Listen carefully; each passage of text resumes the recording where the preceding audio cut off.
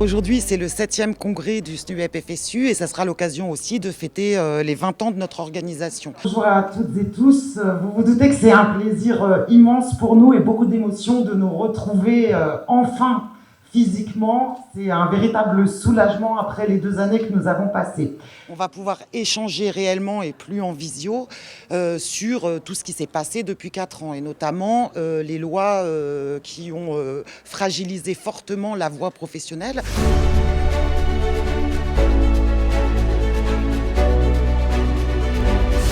Ça va permettre de mesurer un petit peu l'étendue des dégâts, l'étendue du désastre. Et ne serait-ce que ça justifierait qu'on y passe pas mal de jours de se retrouver en vrai, pour voir les stigmates, les cicatrices de ce qu'on subit depuis plusieurs années dans les réformes du bac en général, de la voie professionnelle en particulier. Donc on va faire ça d'abord, on va faire le bilan de tout ce qu'on a perdu et puis on va essayer de voir tout ce qu'on a réussi à protéger. Et puis on va surtout essayer de se projeter dans l'après, parce que ça ne peut pas durer.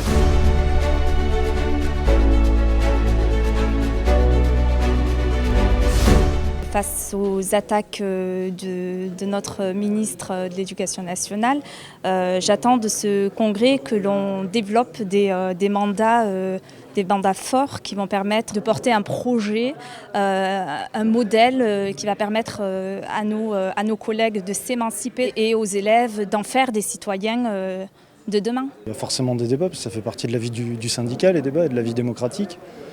Et après, généralement, on arrive à trouver un consensus et pour partir sur une nouvelle mandature et pour affronter le gouvernement et sa politique éducative.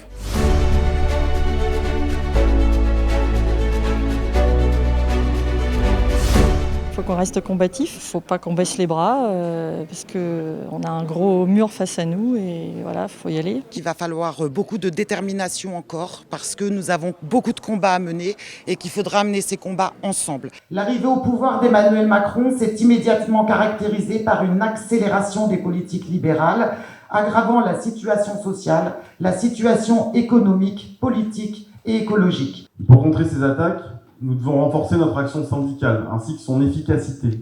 Dans cet objectif, une réflexion sur la création d'un syndicat du second degré rassemblant notamment le SNES, le SNEP et le SNUEP nous semble devoir être entamée.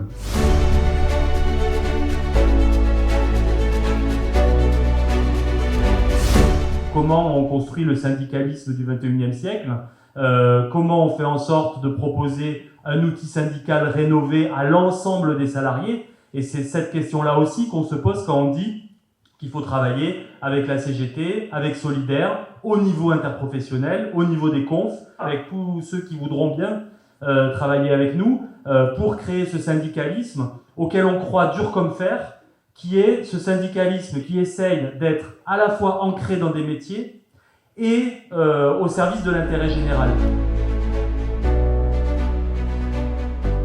Un premier regard sur l'importance du collectif en présentiel qui a permis des échanges, des débats nourris sur la situation de l'enseignement professionnel public et sur l'importance de se remobiliser et de proposer une alternative à la politique actuelle. Nous ressortons de ce congrès avec des perspectives fortes pour le syndicat.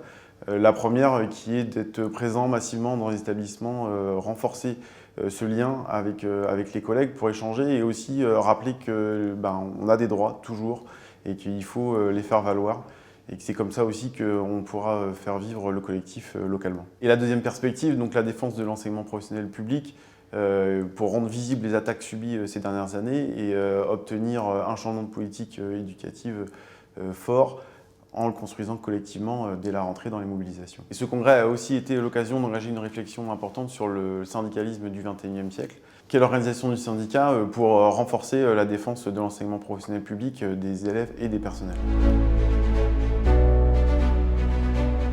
Maintenant, c'est les vacances, donc je crois que pour tout le monde, c'est d'abord du repos et recharger les batteries. Tout le monde en a bien besoin, parce que derrière, c'est la rentrée. Et que la rentrée, ce sera dans une période toujours de crise sanitaire. Ce que nous, on demande, ce sont toujours des aménagements, vaccins, masques, purificateurs d'air, tests, etc. Mais aussi des aménagements, puisque nos élèves, depuis 2 ans, n'ont pas eu une scolarité normale. Donc ça nécessite des moyens qui sont toujours en attente. La rentrée, ce sera aussi le moment de la mobilisation qui sera à construire courant mois de septembre pour une journée forte d'action dès la fin du mois. Donc en ce début de mois de juillet, bonnes vacances à tous les collègues dans les lycées professionnels, SECPA, etc. Et on se retrouve à la rentrée pour à nouveau défendre l'enseignement professionnel public.